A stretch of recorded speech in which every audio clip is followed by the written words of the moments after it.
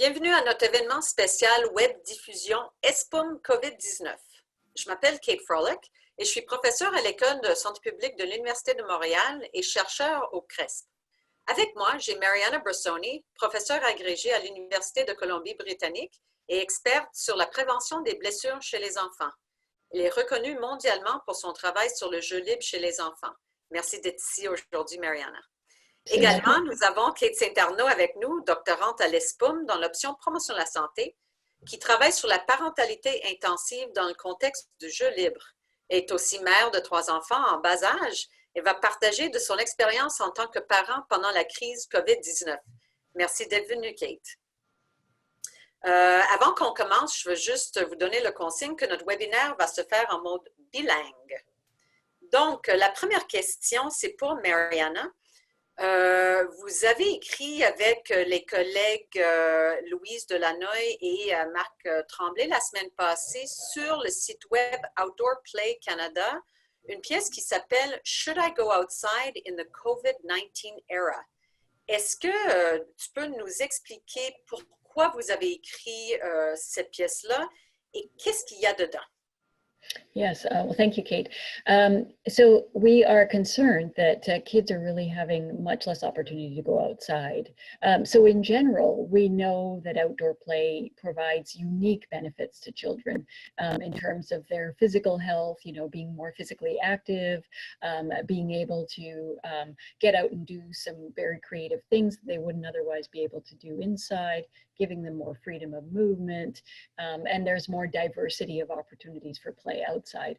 So we've done extensive research looking at the benefits of outdoor play and really come to the very strong conclusion that outdoor play is different from indoor play and is important to encourage in children's lives. And then we have this COVID pandemic come upon us all, and all of the urging for us to stay indoors, to stay far away from others, and so on. And so we felt that there was a lot of confusion around what was actually possible. And so we wanted to give a bit of guidance to parents, to the public, around how do you get outside safely? Is it still safe to get outside? And so hence we really wanted to be able to get the information out there and give parents the tools so that they really understood what they were dealing with. And so, you know, what I'd like to start with, I guess, is understanding that what we're talking about today really applies only to people who haven't been told to self-isolate. So, for example, people who've traveled in the last 14 days, people who have respiratory symptoms or any other problem that might require them to self-isolate. So we're only talking about kind of the typical kind of population that has been told to physically distance themselves from others. And so what we're finding and what we want to get across, particularly at this point, is the health impacts of getting outside. So above and beyond the developmental opportunities that they provide that we have looked into, really, how does it relate to what we're dealing with right now? And so there's research out there to show that that transmission is less likely outdoors. And so, you know, you have more of the fresh air, you're not enclosed in enclosed dried spaces in close proximity to people who might be sick. So it's less likely that you will actually come across the transmission possibilities outdoors. Also that physical activity outdoors boosts the immune system. So it makes you, you know, physically stronger and more able to battle disease. And this is through not only physical activity, but also exposure to sunlight and the vitamin D that can boost your immune system. And then also being outside can increase your connection to the community, which can promote your mental health and also provide you with some kind of strength to be able to kind of keep you strong in this time where your immune systems are really challenged. And so in general, we really want people to understand the importance of this. And we're providing them kind of some key guidelines around how to do it, right? So, you know, making sure you keep that 2-meter physical distance between you and other people that are outside your family group.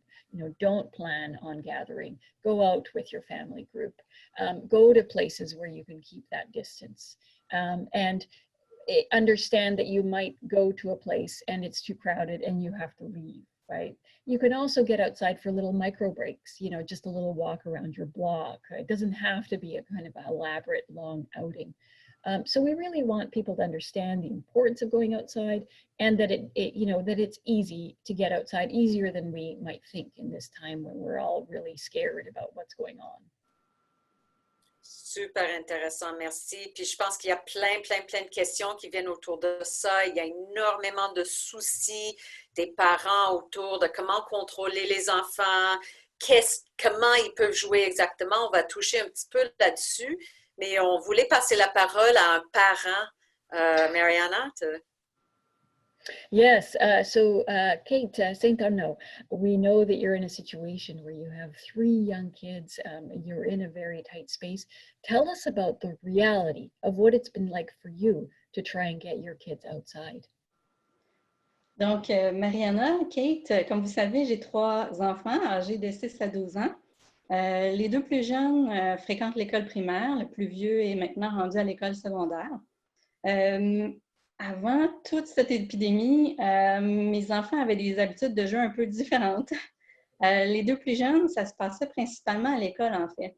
Ils avaient à peu près l'équivalent d'une demi-heure de jeu libre à l'extérieur avec leurs amis sur l'heure du dîner à l'école, puis une autre demi-heure après l'école au service de garde. Ça arrivait à tous les jours de la semaine. Le plus vieux, évidemment, rendu au secondaire, jouait un peu moins à l'extérieur, mais quand même, en arrivant de l'école, 1 ou 2 fois par semaine, allait jouer au soccer, jouer au hockey avec un de ses amis qui habite pas très loin ici. La fin de semaine, on allait régulièrement dans les terrains de jeu, les parcs, mais normalement, à Montréal, en ce moment, on n'est pas supposé de fréquenter les terrains de jeu, puis les parcs, on est pas mal incertain quant à ce qui s'en vient. En fait, mes enfants, avant, jouaient au moins 1 heure la semaine, le jour, la semaine. Puis, la fin de semaine, c'était plusieurs heures à la fois. Par contre, en ce moment, ça a vraiment changé. On habite un 3 chambres et demie avec pas de cour à l'arrière de l'immeuble. Donc, on n'a pas vraiment d'espace à nous pour jouer à l'extérieur. La cour d'école à l'avant est en construction, donc pas tellement intéressante. Fait que trouver un endroit acceptable pour jouer à l'extérieur, ça devient vraiment une difficulté en ce moment. Par contre, contrairement à plusieurs immeubles dans le quartier puis un peu partout à Montréal, on a la chance d'avoir un espace de stationnement à l'arrière. Donc, c'est très petit, vraiment pas attrayant, mais au moins, on a un tout petit espace où les enfants peuvent jouer, mais pas être particulièrement actifs par contre. On est vraiment très hésitant à les laisser jouer sur le trottoir à l'avant de la maison, à l'avant de l'appartement ou dans le stationnement de la cour d'école parce que les gens, on va dire comme ça, sont plutôt enclins à passer des commentaires quand les enfants s'approchent trop entre eux ou quand ils vont trop près des piétons. Donc, mes enfants sont déjà suffisamment stressés comme ça par la situation. Je n'ai pas envie qu'ils aient à gérer ça en plus. Le seul avantage qu'on a jusqu'à maintenant, c'est qu'il y a beaucoup moins de circulation dans les rues autour de chez nous. Donc, on n'a jamais fait autant de vélo que ça.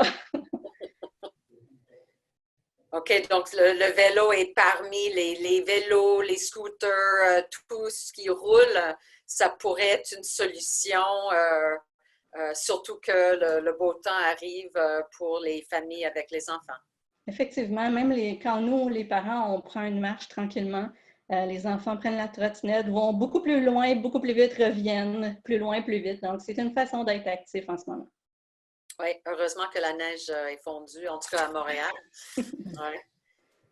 Il y avait aussi une question qu'on a eue de Valérie qui avait déposé une question. Merci Valérie pour votre question. Je vais la lire.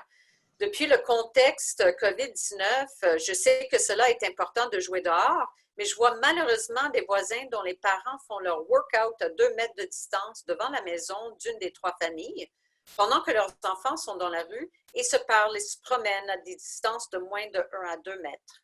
Ça rend les piétons mal à l'aise et on ne sait pas quoi répondre à nos enfants. Est-ce possible de passer un message clair de votre part en tant qu'experte, et la question est pour Mariana, à ces adultes qui ne comprennent pas encore bien le principe de distanciation? Well, there's some great resources online. For example, the Ottawa Public Health website has some infographics around what physical distancing looks like. So you could, if you, depending on your relationship with these neighbors, you know, send them a link to those sorts of things. But frankly, I think what we need to remember at this time is that we have control over our own behaviors and not over other people's behaviors. And it's not really up to us to police other people. And we have to think about the time beyond this pandemic, you know, and these will still be our neighbors, and we will want to have good relationships with them. And so, you know, if you can do it, you know, in a very friendly way in terms of kind of giving some tips and guides in case they might not know, then great. But if not, I would just really worry about my own family and keeping them 2 meters apart from others. C'est super intéressant, Mariana. Peut-être on va y revenir sur l'importance des relations dans les voisinages, les relations entre les gens et la santé mentale des gens, cette importance-là qui fait partie du vivre ensemble dehors. J'ai une dernière question pour toi, Mariana. Quels sont les outcomes possibles pour les enfants s'ils arrêtent de sortir pendant la pandémie de COVID-19 parce que les parents ont peur ou parce que les enfants ont peur? Comment cette situation pourrait rendre plus problématique les niveaux déjà très bas de temps passé dehors pour les enfants en jeu libre? Well, this is one of our big concerns because we were already concerned before this happened that kids weren't getting outside enough, that they were engaging in too much screen time and sedentary behavior. And certainly that this current situation doesn't make things easier for anybody. And so, you know, time will tell. We don't know. But we suspect that with decreasing time outside, that we will see kind of a heightening of the things that were causing us worry to begin with. You know, lower physical activity levels, higher sedentary time, not as good and deep sleep, potential impacts on immunity and those sorts of things. On the other hand, it's not about, you know, freaking parents out at a time when they're already stressed. This will be a time limited thing. It's not, you know, the end of the world. I think nobody is winning a parenting award right now. We're just trying to get through it. And so parents shouldn't beat themselves up over this and really should just try and think about what are some ways that, you know, that all of us can get out, even micro breaks, because those things will make all of us, the whole family, feel better. But don't beat yourself up over any of it, really. Super, merci. And I guess I wanted to ask you a question, Kate Froelich, in terms of, you know, once we get out of this, you know, and where we want to head, how do you think that, you know, we can look forward to, and, you know, I know you're working on a Play Streets and a School Streets project. How do you think that this situation will impact that, and how that can actually also help all of us heal from what we're going through right now? Intéressante comme question. Ben merci. Ben on envisage, en fait, on a envisagé pour septembre 2020 mettre en place ce qu'on appelle des rues de jeu et des rues d'école, des pilotes à Outremont et à Parc Extension Villeray-Saint-Michel. Les rues étaient déjà choisies pour les rues de jeu et les écoles aussi.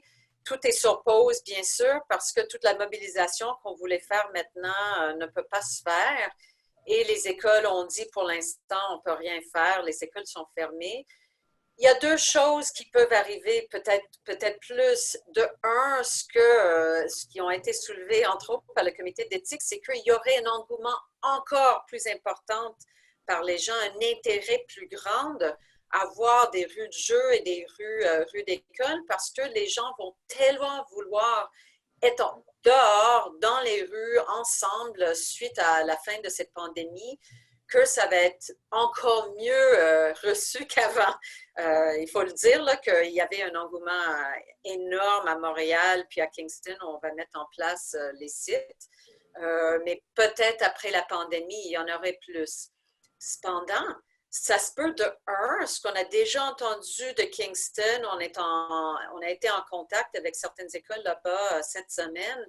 Déjà, les directeurs disent être débordés par l'effet qu'il va y avoir la pandémie sur la vie scolaire des élèves et ils ne sont pas prêts à mettre en place, en tout cas les écoles qui pensaient participer, ils ne sont pas prêts à mettre en place les rues écoles pour l'année 2020 parce que ça serait tellement chaotique quand l'année scolaire va commencer au mois de septembre qu'ils n'auraient pas l'énergie ni l'espace pour le faire. Donc, ça se peut effectivement que tout l'effet de la pandémie pousse nos échéanciers encore plus par l'avant.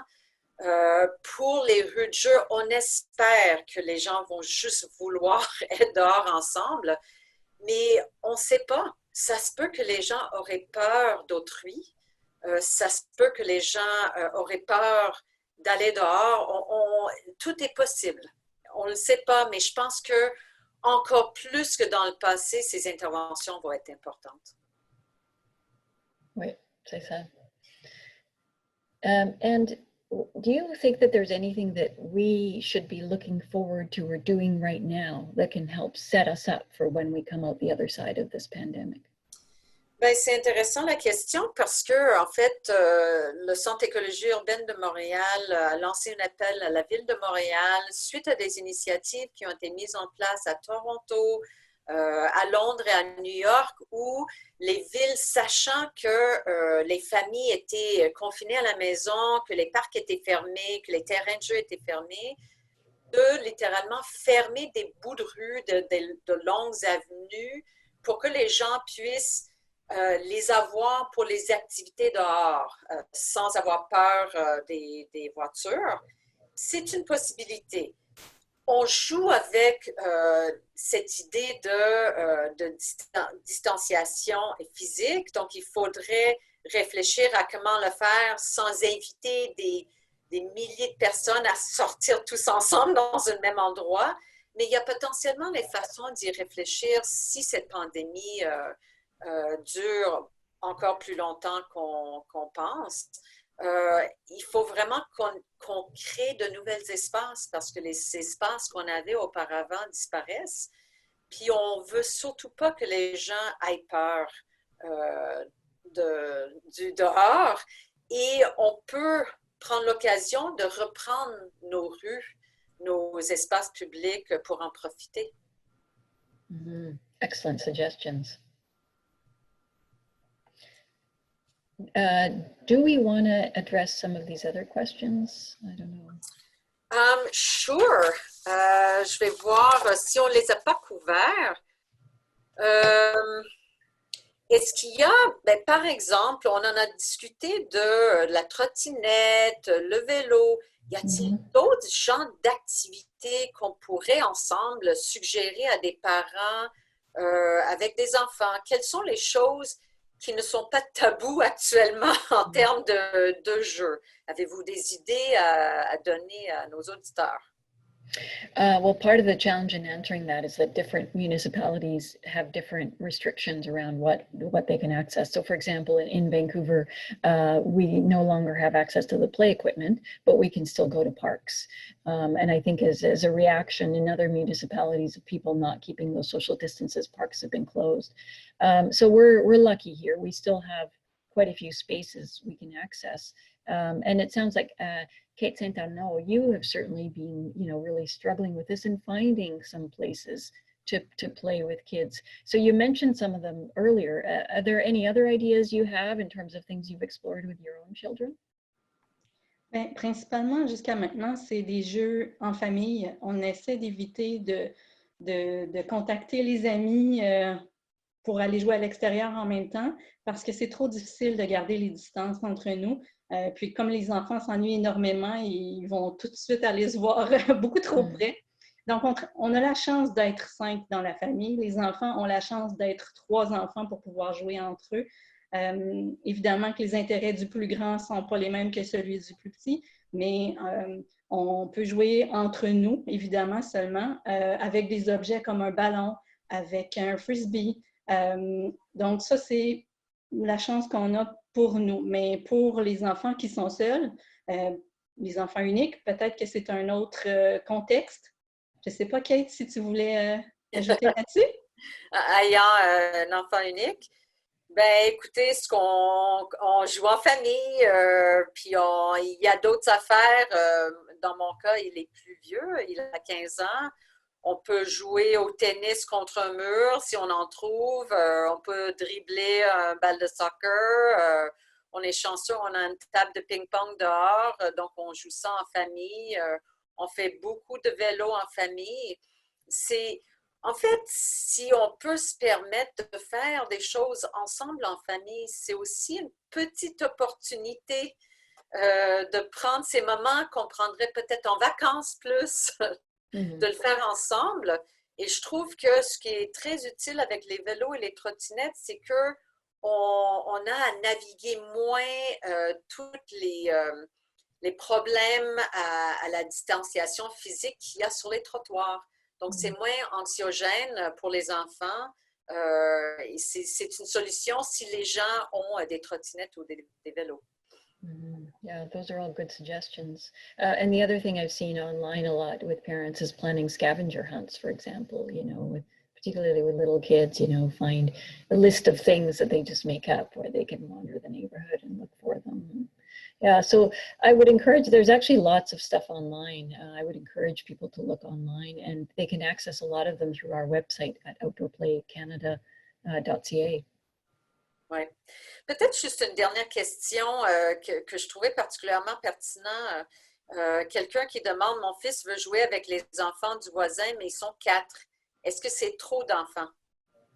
The recommendation is stay within your family group. So the child shouldn't be playing with even just one other child from another family.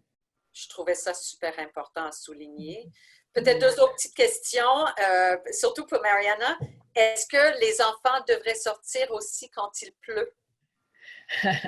Well, last I checked, children won't melt in the rain. And so we're encouraging kids to go out in all weather. And the most important thing is really the gear that one wears, And so the Scandinavians have a wonderful saying, there's no such thing as bad weather, only bad clothing. So wear the right gear. And rain also provides these wonderful mud puddles that kids love to jump into and all sorts of other opportunities for play. Ouais. C'est peut-être aussi l'occasion d'avoir nos attentes à ce que les enfants soient propres un peu plus bas et qu'on laisse aller les enfants jouer comme ils veulent un peu plus. Peut-être dernière question, là, quelles sont les précautions qu'on doit faire quand les enfants rentrent à l'intérieur de la maison? Well, really, the most important thing they need to do is as soon as they get in is wash their hands and wash their hands thoroughly, for 20 seconds. The World Health Organization has some approved ways of washing hands to make sure you get all those little bits out. That's the number one thing to do. Oui, puis chanter une chanson de 20 secondes pendant. C'est logique. Ben, on s'étire à la fin de notre discussion. Merci beaucoup, Mariana Bersoni de l'Université de Colombie-Britannique, Kate Saint-Arnaud de l'Université de Montréal, d'être avec nous aujourd'hui. C'était fort intéressant, puis bonne chance. Restez en santé. Thank you, likewise. Okay. Au revoir. Au revoir.